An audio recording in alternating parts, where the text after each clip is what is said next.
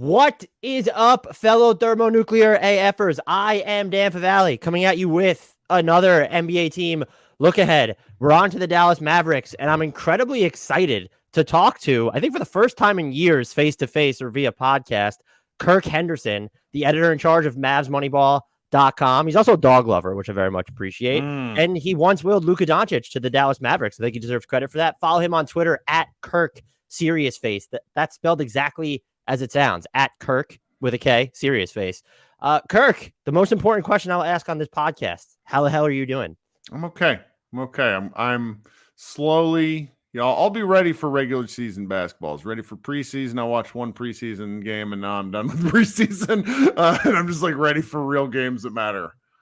I say every year I can't do preseason, and I invariably end up watching like some of it. I can't deal with the preseason takes where people are just ready to jump off a cliff or leap to the heavens or something. I just can't buy too much into what I see during the preseason. Sure. And that was how Mavericks played. We're recording on what day is it? Thursday the 6th, and the Mavs played their first preseason game against the Thunder on Wednesday night, and it was rife with overreaction, and that can be fun. The first time it's fun. By the third preseason game, I'm gonna be really tired of it. Yeah, I amen to that. And I will say that the Dallas Mavericks had like one of the more uneventful off seasons, just with them being, involved in the whatever Jalen Brunson's departure. And I think it's best to start that they did trade for Christian Wood, obviously, get Jaden Hardy as well, sign JaVale McGee. But Jalen Brunson, I think we need to start there. Where do you land on his exit, like entering this season? Do you think the impact of his departure, especially on a national level, when you have, idiot talking heads like me saying things, do you think it's being oversold, or do you think that they're going to end up really feeling his absence? I think they're going to end up really feeling his absence, but I also think it was a move that had to happen sooner rather than later, because Brunson and he's a really unique player, really is. I think fans that are unfamiliar with him, he's basically a 6'3" power forward. His footwork is incredible. He's still learning to be a willing 3-point shooter, but at the end of the day, he's like 6'1". And how far are you going to get in the league with your second best player or whatnot being as small as he is? And the Mavericks and Luka were not really a great defensive pairing on the backcourt. And so the Mavericks were probably going to have to figure out a way to move from him sooner than later. I wish that they would have been able to, figure out some sort of sign and trade, or better yet, if they knew he was leaving at All-Star break, then they probably should have traded him, by the trade deadline. And so that element is a pretty big whiff. They don't really have a means to replace him. I think that if Luka Doncic can play a healthy season and not miss like 15 games, then they're probably not going to miss Brunson too much. But if they run into any kind of health concerns, they're going to miss him a great deal. And even just during the non-Doncic minutes, right? You still have Spencer Dinwiddie, but now because you have Dinwiddie and Doncic, you almost have to there are stints where neither of them are on the court. Like, who is handling the ball for this team? Me. At the moment, I think I'm third string point guard. I would say they've thrown out Frank Ntilikina, which is a riot, because Frank Ntilikina is, at this point in his career, slowly transitioning to be like a ninth man 3-and-D wing at best. He doesn't have great ball handling skills. He's also not a great decision maker. The other person that they've short term tried in the role is third-year forward Josh Green. And he's not bad. He's, I'm sure we'll talk about him a little bit. He's looked okay. And I think if you can eat 10 minutes a game doing that, where he's, extending possessions and bringing the ball up the floor and getting into their offense, then maybe they can make it work. But it's a little dicey right now. Before getting into more of him and some of the other players on the roster, were you annoyed or concerned that they didn't seem to be more aggressive in finding some way to replace, like, or even just get a third ball handler over the offseason? Or was this very much they had the mini MLE, like they're not, I don't want to say they're trade asset barren, but just that obligation. Oh, they're trade asset barren. Right. That's the start and the end of it is they went, they've had a string of bad luck. So when you draft Luka Doncic, but you have to give up a draft pick to go get him, and then you move on from 2 more draft picks to go get Kristaps Porzingis, they just don't have a lot that they could do. And so the current front office is inheriting kind of I don't want to say, like, the books aren't great. they just have to figure some things out. And there's, they moved on from Porzingis' salary, but all they really did was split it in two with Dinwiddie and Davis Bertans. So they just didn't really have a lot of options. I think there could have been some guys that they pursued for veteran deals, minimums, but nothing that really would have moved the needle. And to me, it's like they've not come out and said this because no team's going to do this, but I've been referring to this as a bit of a year where the Mavericks take their medicine because they have to get out from some of these obligations that they owe to then see what they can do. Because they just signed, like, this is Luka's 5th year, so it's his first year on this rookie max extension where he's making like $37 to $43 million a year over the life of the deal. So they have him, it's a 5-year extension, but really it's 4 years because it's player option. And then if we're being honest with how the NBA trade market works, they have like 3 seasons to figure something out. So the next big trade they make is going to be the last big trade they make. So they have to be patient and hope that sort of Luka carries them through. How do you feel about when they're on the court together, the Doncic and Dinwiddie fit versus how the fit was with Doncic and Brunson? It's different. Like, they sort of had like a triple option in football where all 3 guys would do this. Like, they had the same role, but they did things all very differently. Dinwiddie, I'm looking forward to seeing what he does this year. He played a great 25 games, probably some of the best basketball he played in his entire career. He shot like 39% from 3, and he's like a 31% three-point shooter. I was looking, he was at like 42+% on catch and shoots in Dallas. It was wild. So it's if he can manage to play, even splitting the difference between his career averages and what he did last year, I'm going to be very pleased. I think he's such an interesting player. His arms are real long. He has nice, which results in him getting fouled a lot because he goes to the rim and guys that think they can block his shot, so he hangs there an inch more only to get hit on the wrist. I like him and Luka as a pairing. I'm going to be curious to see how that works, like game to game, particularly with the NBA franchises nowadays. Like, I feel like they rest somebody every 10 games or so. So it's how much time will they really get on the floor together? Will they be closing games? Starting games? Spencer seems very open to a lot of different roles, so it's gonna be fun. How much do you think the Dallas's spacing seemed to really help him, where Dinwiddie was getting to the rim a lot more often once he got to the Mavs? And that's like an element where he gets there a little bit more often than Jalen Brunson because he likes to follow through in his drives a bit more. Do you think that ends up like benefiting this team, having someone like that? Hope so, because they got to really draw more fouls. That was one area where Brunson wasn't great, and really nobody past Luka was great. And Luka doesn't get foul calls, 1, because he's big, and 2, because he never shuts up.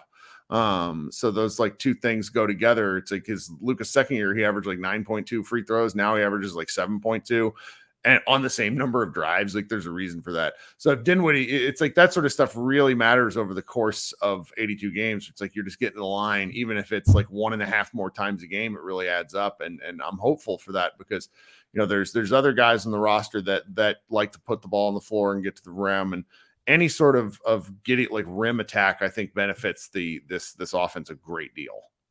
The other thing I'm wondering too, at least for the regular season, I didn't send this to you in the outline, but what just happens if Luka Doncic is Luka Doncic from day one for this team? And maybe we're not factoring that in enough, where last year it felt like it took him like 2 months or whatever it was to really work his way into shape, and then just dominated, enters the fringes of the top 5 MVP discussion.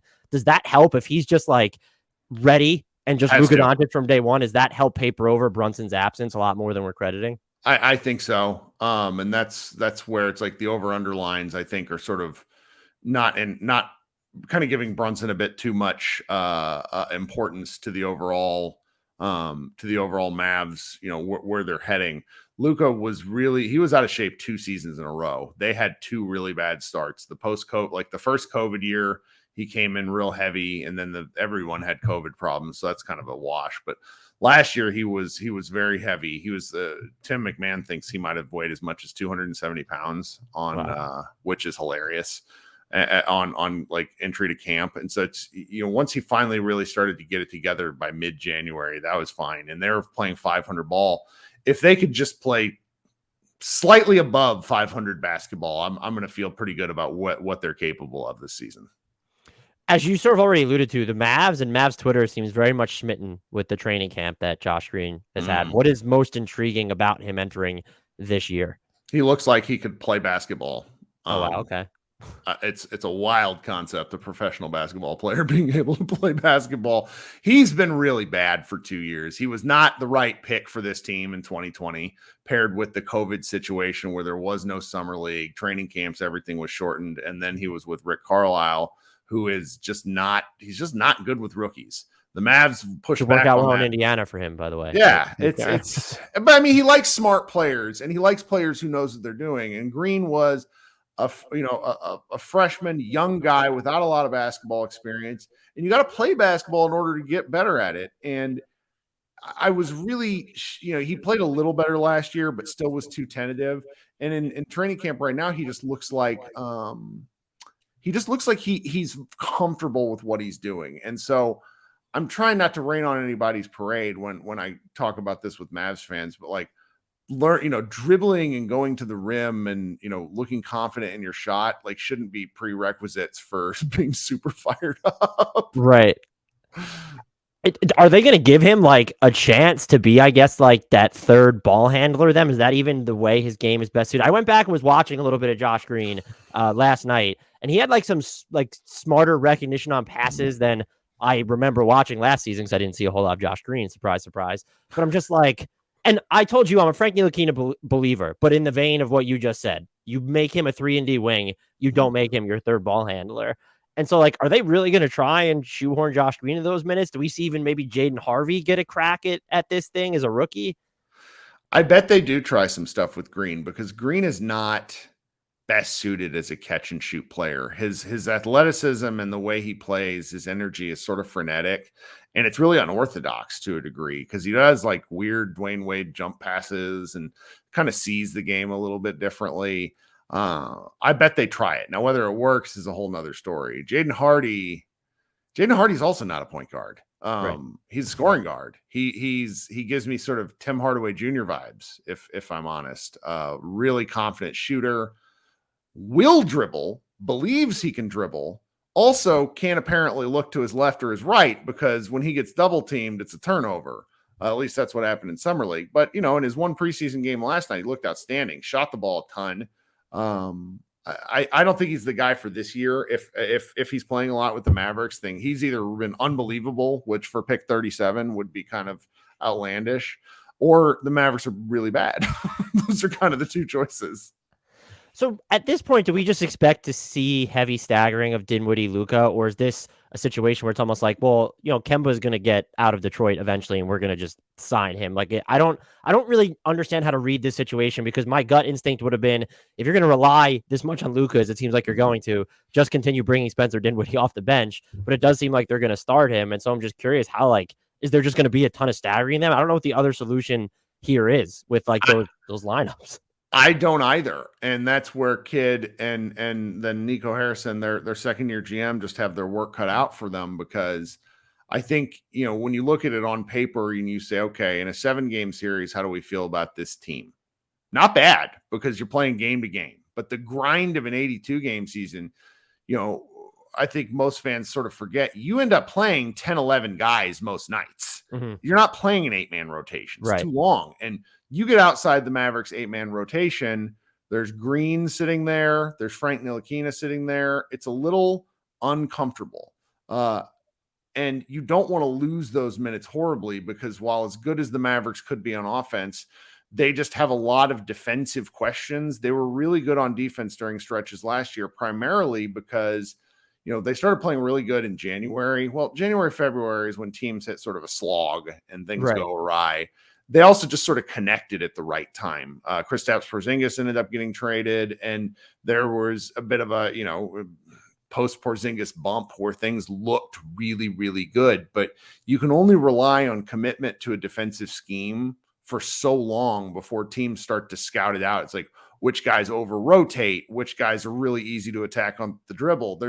And that's what happened to the Mavericks Western Conference Finals. Like the Warriors just destroyed them, and they didn't even look like much of a Western Conference Finals team. And they just need more talent. And unfortunately, I don't see I don't see a real way for that to happen. There's a lot of banking on second round and undrafted guys. And I know once you're in the league, that doesn't matter as much, but the pedigree and the talent level for the Mavericks past Luka is just a little, makes me a little uncomfortable. Yeah, I guess if you're really thinking about it, like, is their second best player? Do we just pencil in Dorian Finney-Smith as that, or is it Spencer Dinwiddie at this point? That's a tough question to answer. I asked the whole staff about this, and I got 2,000 words of responses from like 12 people because there's so many different opinions. Like, it's probably Dorian Finney-Smith because of what he brings as a complete player. He's like the ideal fifth player for a championship team. He would just do so many things and he's so well, like, he's compensated in a way that makes him so attractive.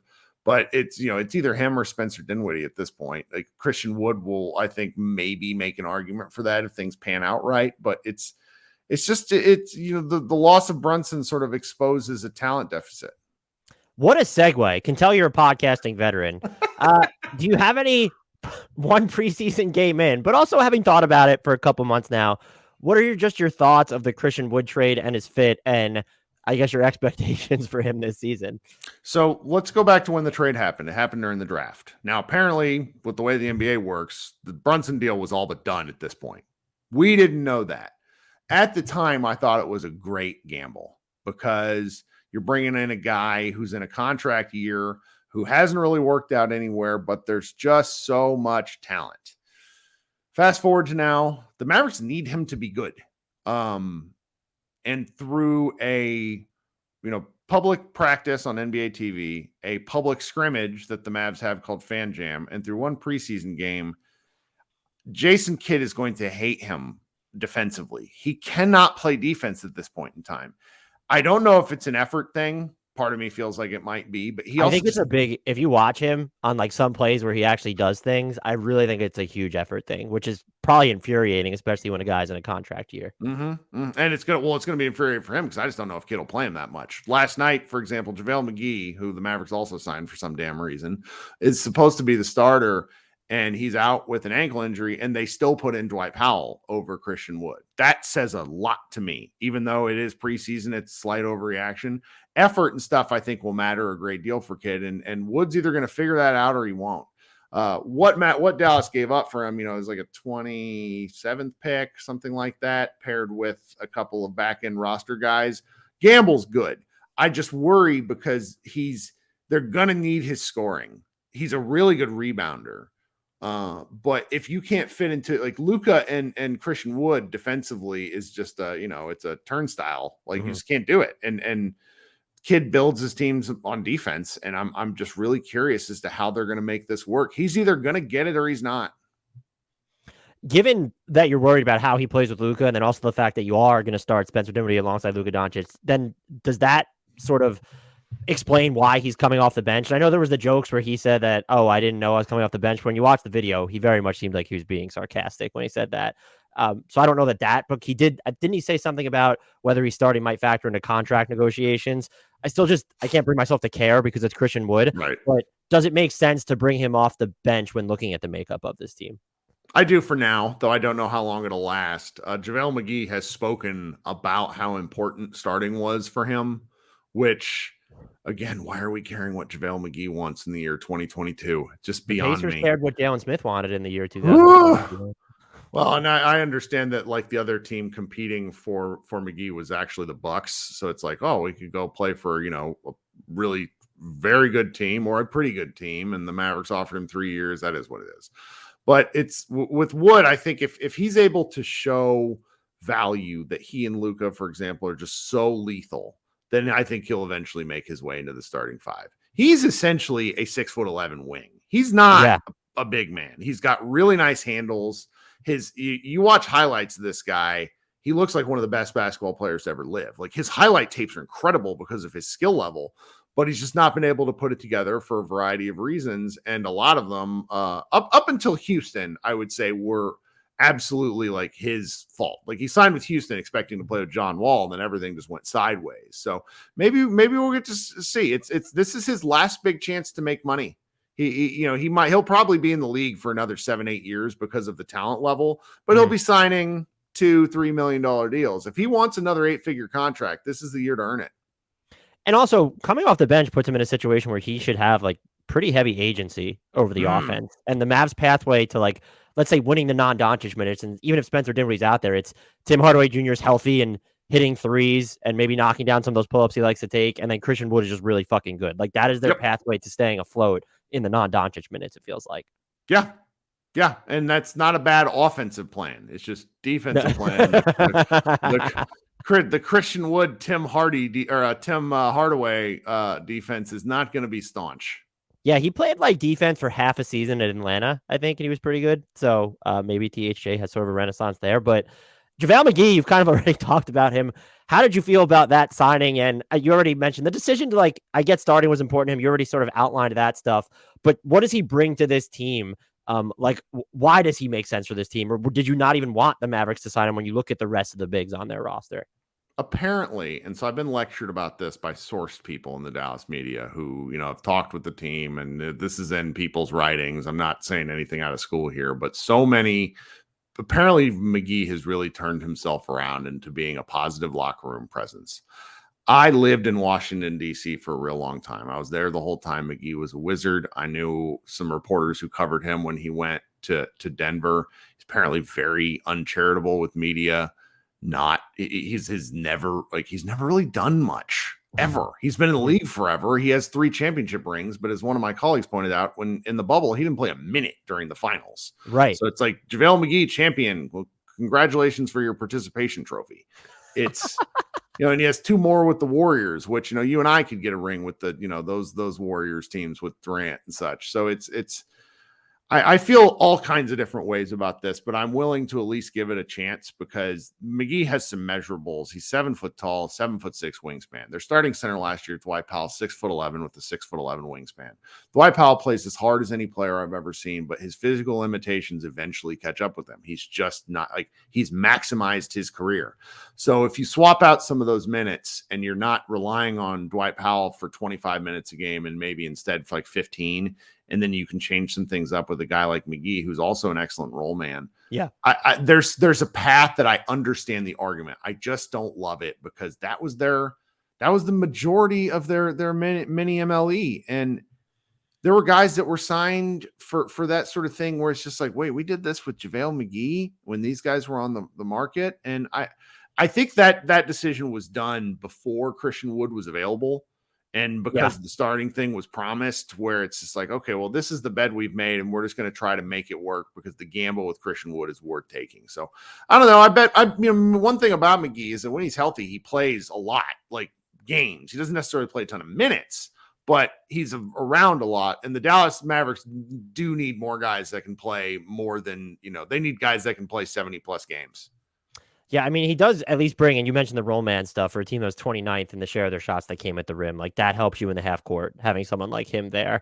Again, just curious, but like you said, maybe if they don't make the Christian Wood trade, perhaps we're killing their offseason a little bit more, but it would have made more sense to have just JaVale McGee. But I remember when Kevon Looney signed his contract, and I was just like, the market on something, like, I didn't understand how Mitchell Robinson got what he got, and I was like, how did JaVale McGee get guaranteed the starting role?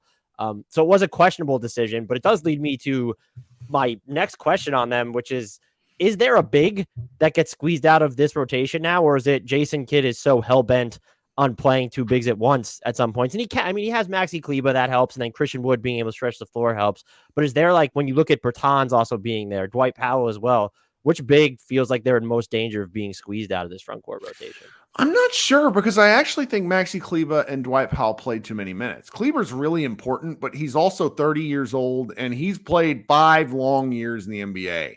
He was a unsigned, undrafted guy who made his way to the league, and his body's not really built for an 82 game season. He should probably be playing 20 minutes max.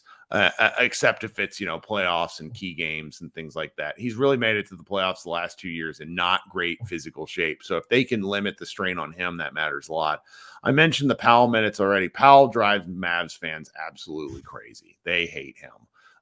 He does a lot of stuff that doesn't show up in the box score. He's a great screen setter, things of that nature. But when he's useless, he's beyond useless. He just does a bunch of cardio while he's on the floor. So I think, a couple of new guys to shore that up is a value, because Dallas started last year with 6 centers on the roster, and 4 of them moved out of the roster as the season went along. I mean, they tried out Willie Cauley-Stein, they tried out Moses Brown.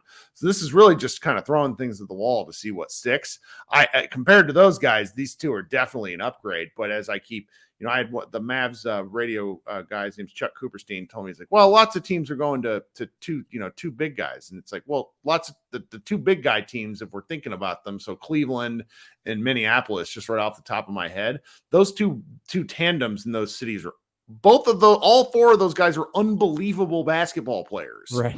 This is not, it's like, we are not the same, type like meme. Like, that's where my head is. Yeah. Like playing JaVale McGee with Maxi Kleber is different from playing, Evan Mobley with Jared Allen. And you're right. I really like Maxi Kleber, but it feels like he's just not the same player. And I guess you said it's been 5 very long years in the NBA. He used to have a lot of bursts. Like, he was like the white guy who was somehow up at the rim blocking shots.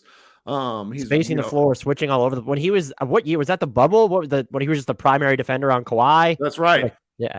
And he's just, he's kind of spent, and that's not, he was really important in the Mavericks, and I want him to be really important in the Mavericks, to where in, March, April, hopefully May, June, that he's able to play minutes. And so it's just, if they can save him and still win basketball games, that's important. Dallas finished 8th per cleaning the glass and points allowed per possession last year. They were really good at limiting threes, getting back off live rebounds.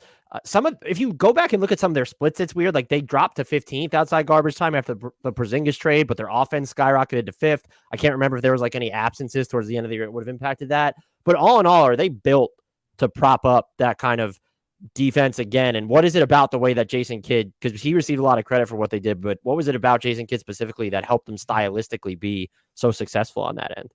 Well, the 3-point stuff, as far as I understand it, is just like luck. The percentage is definitely luck, but like, they were good at like getting guys off the 3-point line. It felt like limiting the effort. Actual, okay, yeah. They had so in Milwaukee, the second year and during Kidd's stint, their defense just got picked apart. Though in the first year, they had an extremely aggressive pick and roll coverage.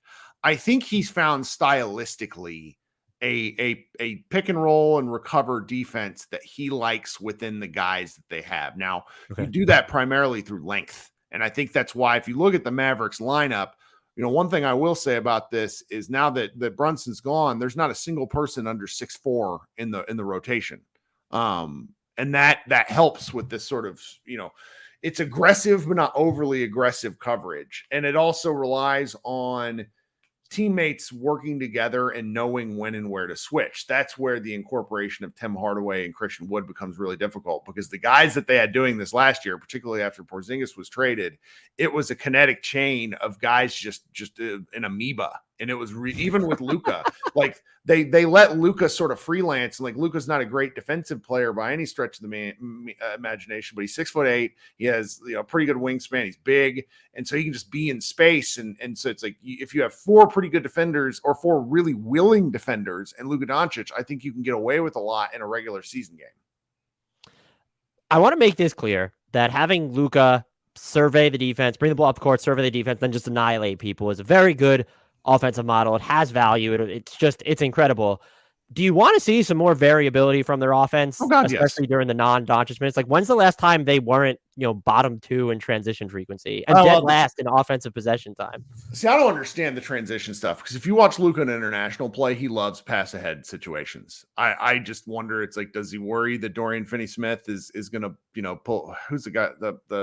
I always use the Office meme where the guy dribbling, looking down, the Stanley Office dribbling. Like, is that what he's worried Dorian Finney-Smith and Reggie Bullock are going to do? I just don't know, because it was like that under Carlisle. We assumed it was Carlisle. And now it's been like that under Kidd, and Kidd was obviously one of the best fast break point guards of all time. It's like, what is happening? Dallas has to run more. I think some of that's Luka's fitness, because the games are 8 minutes longer and he has to play 40 minutes a game. But they need to run. He's too dangerous of a passer to give up this sort of stuff.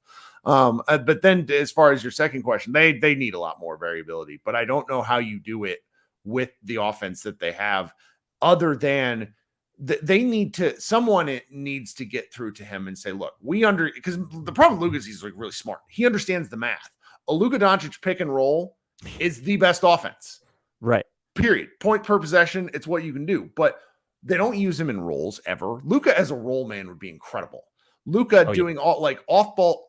Like sometimes they're like, oh, well, we have Luka going off ball. No, you have Luka going to post up and then you feed him the post up. Like, what if we ran some actual honest to goodness plays? And they just don't have a lot of plays. They don't, at least they didn't last year. Now Igor Kokoskov has moved on. And they have some new things that I'm sure they're going to try. But at the end of the day, Luka ball is Luka ball. And it's where the criticisms and comparisons to James Harden, I both get them, and it drives me crazy. But if they want to advance in the playoffs, they do need some variability.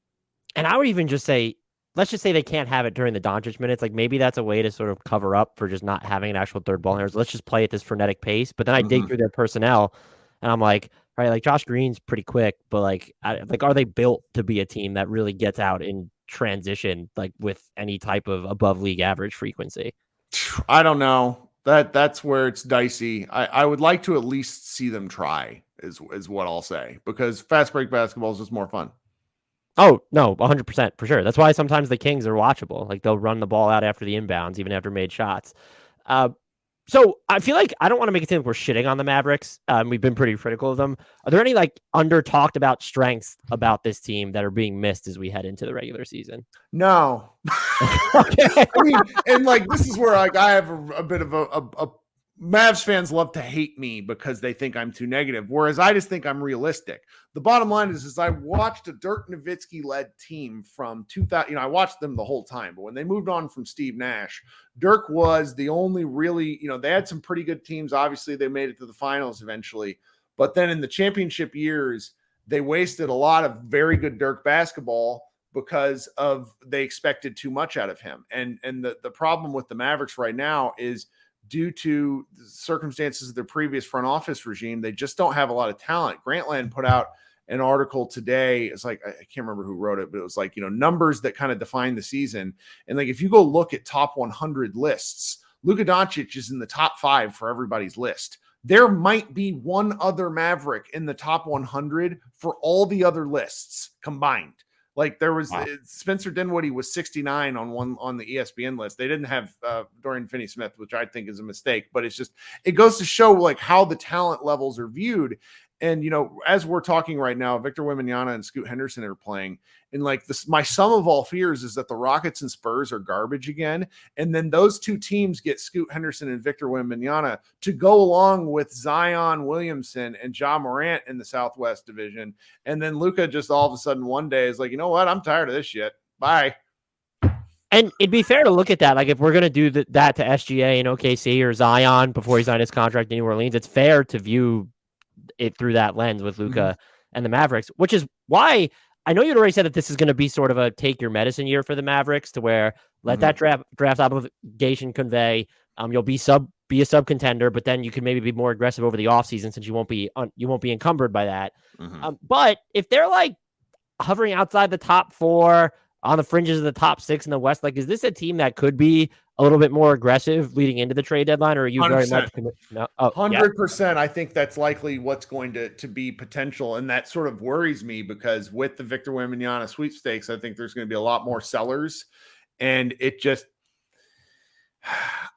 at the moment, I'm not very good at this level of prognostication. Dalton Trigg, who I know has been on this podcast before, is much better at like seeing the future for what guys might be available for the Mavericks. And I don't know. And it worries me a little bit because it's just not,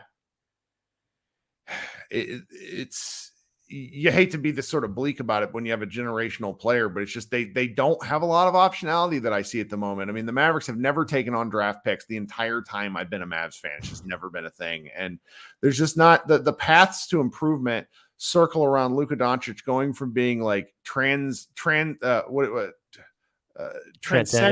to like multi-dimensional level good. Like there's just that's being cloned. Yeah. It's Thanos popping through the universes type stuff. It's terrifying. Like that's kind of their best path. oddly enough, that's also not, it's a pretty good one because Luka's so young, but it waxes and wanes to where it's like, for me this year, if the Mavericks don't make the goal for me as a fan, as I'm watching team, I want them to make the second round again. Like Western Conference Finals is hard, but making the second round again would be really cool because it's hard to advance in the playoffs. And I think the way, basketball is discussed these days, we sort of overrate elements of those sorts of things. Like getting the playoffs is kind of easy. Let's just be honest when, 20 teams make it, but advancing is hard. Right. For sure. And I do think it's weird. They just made the Western Conference Finals, and then we come in with this tenor surrounding them of it would be cool if they won a playoff round, but I think it's fair just based off the way their team looks. I will say, I think if they can stick it out this year, there'll be more optionality available to them over like the forthcoming off seasons, because the trade market, as we just saw, there's always a next star, even the star that you don't necessarily see coming. And it's just a matter of, are they willing to give the draft equity up to get one once they actually have it to trade? And I think what would also help is some of these deals that don't look too rosy now come summer. Tim Hardaway Jr. has one fewer year. Davis Bertans has one fewer year. You figure out what you're doing with Spencer Dinwiddie's partial guarantee. And so I would expect them to be aggressive, but I think for a lot of Mavs fans that have been chasing or waiting for the mega move, that still feels like we're a year away at least from something along those lines. Yeah. And, because I have the rundown, and like you said, I'm a podcast host myself. One thing that I think is comparable here is if you look at the first run LeBron years, the Cavs made so many terrible moves that they had to offload assets in order to try to improve. And if you're sending picks out, you better be really certain that the picks and the assets are going to improve your team, because otherwise there's not a lot of recourse for that sort of thing, because the paths to improvement in the NBA are obviously free agency, trades, draft. The Mavericks are terrible at free agency. They try to do drafts and they're terrible they try to do trades and they're terrible at drafts. So how do they improve? I don't know. The 10-man rotation for this team, it does feel like there are 8 locks. You can correct me if I'm wrong there, but just between Luka, Dinwiddie, Finney-Smith, Bullock, McGee, Tim Hardaway, Christian Wood, and Maxi Kleber, would you classify all those guys as locks for this 10-man rotation? Mm-hmm. How would you flesh out the final 2? Obviously, it can change, but as of right now. Probably going to be Josh Green. And then I think it'll be Frank at first, and then I think they'll start trying some things. Dwight Powell has a chance to maybe fall out of one of those top 10 spots, but I guess maybe, but even he will still get some minutes. Like, I wouldn't be surprised if they play 11 to 12 guys, like 10 plus minutes every game. And Dwight Powell is like an institution to that organization. So. Somehow he came over. This is my favorite. He was a throw-in to the Rajon Rondo trade way back in the day, and has somehow been a valuable part of the team since 2015. Maybe they're subconsciously or implicitly trying to still spin that trade, justify it all these years later. Yeah. So this is to some extent matchup dependent, and I think it's certainly fascinating with this team where I could see them futzing and fiddling a lot. But what would be your go-to crunch time unit? Ooh, great question. I want to see a Wood at the 5 with Bullock, Luka, Dorian Finney-Smith, Spencer Dinwiddie. Is that 5 players? Dinwiddie, Bullock, Dorian Finney-Smith, Luka, and Wood. Yeah, that's 5. Yeah. Okay. And then maybe switching out Hardaway every now and again. I mean, the Hardaway Bullock thing is sort of like one of the hidden things I'm going to be keeping an eye on, because Bullock did not take off until Hardaway got hurt. And that's because of volume and time.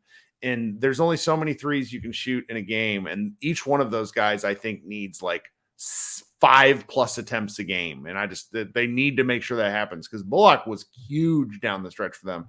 But if you go look at his box score, there's like the stretch of them from, kind of November up until late January. He has games where he's taking like 2 and 3. And it's his like volume just skyrocketed. He was at like 6 and 7 attempts a game all of a sudden. Mm-hmm. So I was actually wondering, and the way you painted that you would most likely see them, I don't want to tether anyone to positions, but it'll be the Dorian Finney-Smith at the 4 looks rather than really ever closing with 2 bigs. And so maybe even Dorian at 5 sometimes.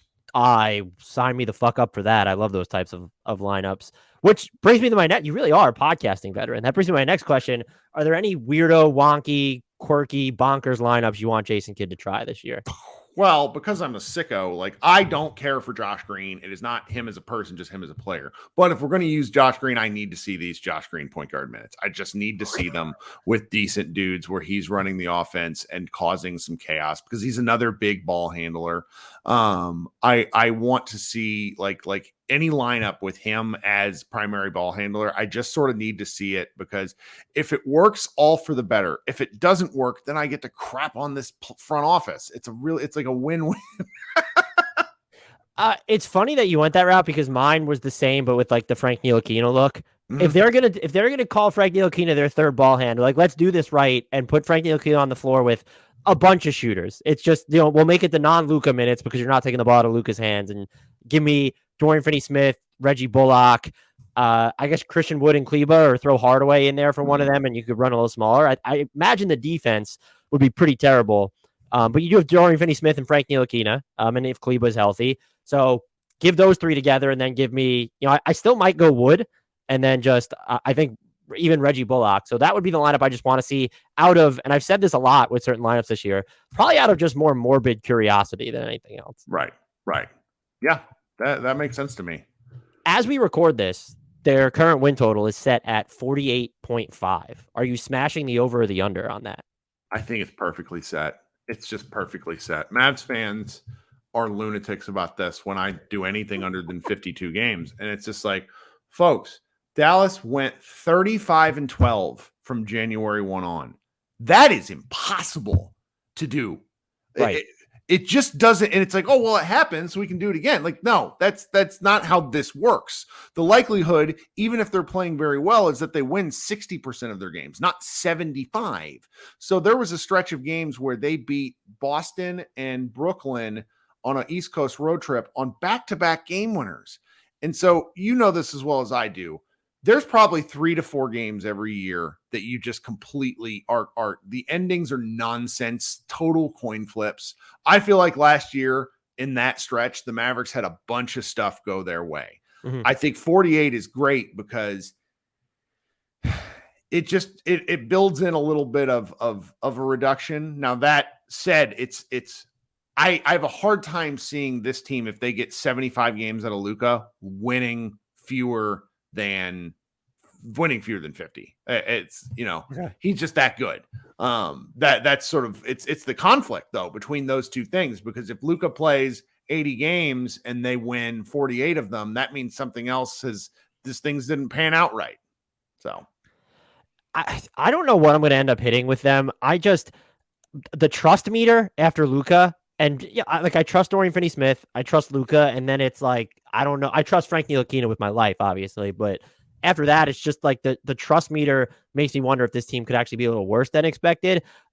My actual follow-up question to that, though, is where do you see them standing relative to the West? Is it, what teams do you see as decidedly better than them? I guess might be the way where you'd right now say, I'd be shocked if the Mavs are better than these teams to close the regular season. So let's just go through the list here. I should have the whole standings pulled up, but that's neither here nor there.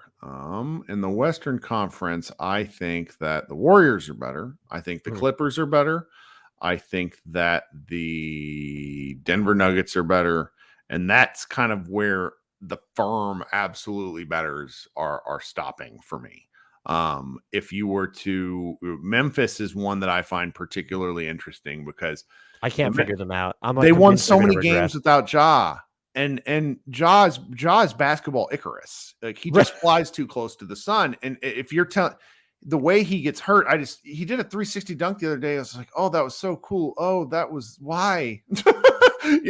That sort of thing. And if they're without Jaren Jackson Jr., who's their second most important player for a huge stretch, they're gonna be hard pressed. And I think Jackson with a foot injury is going to be, it's a dicey gamble. I don't see them winning this many games again. I also don't think they're better than Dallas. Part of this is because Dallas has simply destroyed them every time Luka and Memphis matches up. Like I feel the same way about the Celtics. It's just in my head because Luka breaks them. I don't think they're as good a team as they realistically are. Obviously, the Minnesota Timberwolves are going to be a real bear to play in the regular season. I think that's another team that's potentially better. I think that the Pelicans, they have, Zion is just such a force in nature. They're kind of right there in that Mavericks tier. I definitely think they're better than the Lakers. Kings, Blazers, Thunder, Rockets, the Spurs, like those teams are all better. And like, so some of this is going to come down to like the way the schedule balancing works out, where, if you get there's some tough, like the Mavericks play kind of a crazy schedule. If you go look in March, they play Memphis 3 times. So a lot's going to be decided in the last couple weeks of the season, which I think is really fun. Good job by the scheduling people to do that. So, things are going to get really sorted out in an interesting way going down the stretch for Dallas. Like they have some pretty solid schedule in terms of balance, both what on right now on paper looks like easy and difficult teams. But last year they benefited, I think, from some scheduling quirks, and that sort of stuff is always very interesting to me, where they do these home and home series now, which I think are a lot of fun. So it's the Mavericks play, for example, in late March, they play Charlotte on Friday and Charlotte on Sunday. And that is that's hard. Being the same team twice in a row, and if you lose both those games, it sets you back at a point in the cycle when you're really hoping to get wins. Yeah, both conferences are tough this year, but I would agree with all the teams you mentioned in front of them. I do think at least one of Minnesota, New Orleans, and Phoenix is going to end up jumping over them. But I think what's really more uneasy is that if you let's just say that if you can name 4 teams in front of them, you're talking about, well, they have to be better than Minnesota and then New Orleans if they just want to avoid the play-in, and things get just sort of fickle when you get to the middle of the Western Conference, where even if you think there are only 3 teams definitively better of them, to still have the Suns in the mix with the Pelicans and the Timberwolves, the way that those 2 teams look right now, and the Mavericks, and plus the Grizzlies, who I'm just notoriously low on, is just so brutal in just that middle class of the Western Conference. And I don't have a great feel for what the Mavs are going to be during the regular season. And there are just, I never have a great feel for how the standings are going to shake out, but I try to get better feels for individual teams before the season. The Mavs are one that are just miffing me. I tend to just be like, they have Luka, that's 49 plus games. If he stays healthy, they're going to win. But I honestly just look at the rest of the roster, how they sort of succeeded last season, and I'm just wondering if they have more trouble replicating it for reasons that really aren't because Jalen Brunson left so much as what the infrastructure looks like now that he's gone. Yeah, that's kind of how I feel too, and that's lost on people when you're making arguments and trying to explain logic to fans. It's like, well, it's going to be better. Just trust me, they're going to win. I got one guy I talk to every day, love the guy, who tells me the Mavericks are going to win 57 games. I'm like, do you know how hard that is? That's hard. Like one team in the West last year won that many games. It's like, what are we doing? I go back and forth of whether I would love to have that blind optimism or it has to hurt when you wind up being wrong. So I think I'd prefer not being that high on a team that doesn't deserve it at all, rather than just having the rampant optimism for almost no reason. Right. Is there anyone or anything about this team I did not ask you about that you think needs to be discussed? No, you're much more thorough than I am about asking questions of guests. When I come on, I'm recording with someone else a little later today, and I don't have anything because I just the day's gotten away from me. So this has been great. Well, I appreciate you coming on, and I have to prepare so that you think that I actually watch games, because I don't watch games. I hate everybody's team, so I have to fake it for these episodes. But Kirk, in case anyone did not listen to the intro, are you able to tell our listeners where they can find you and all the great work that you do? Sure. I'm editor at MavsMoneyball.com. I also run the Mavs Moneyball podcast feed, where I basically run every podcast but name things differently. Where we do Spotify live shows, and then I do one with my co-editor, and then I do a daily rundown of what's going on in Mavs land. So if you ever want to hear my voice, that's where you can find me, and then find our written work at Mavs Moneyball, where I hired, we have a bunch of fan volunteer type stuff. We have 20 people that love to contribute. And I really like the work we're putting out, because I have a whole bunch of people that are really excited about the team, and then a whole bunch of people that think the Mavs are going to be really rough. So it makes for fun content. Yeah, Mavs Moneyball does great Mavs coverage. I am reading that consistently, and you do a great job with you and Light Years are still you guys are the reasons I'll go back to Spotify live on occasion. It's not something I do. Those dudes have a whole they have a whole crazy person ecosystem. I have me and about 300 people that I chat with. They get 4,000 wackadoo Warrior fans. When we were getting paid to go on Spotify Live, we had the most we ever had was 40 or 50 listeners. So you guys are well out in front of HardwoodKnocks on Spotify Live, and the conversation's always enjoyable. Thank you so much, Kirk. I'm sure I will be pestering you again in the future. Of course, anytime. Coming on. Yep.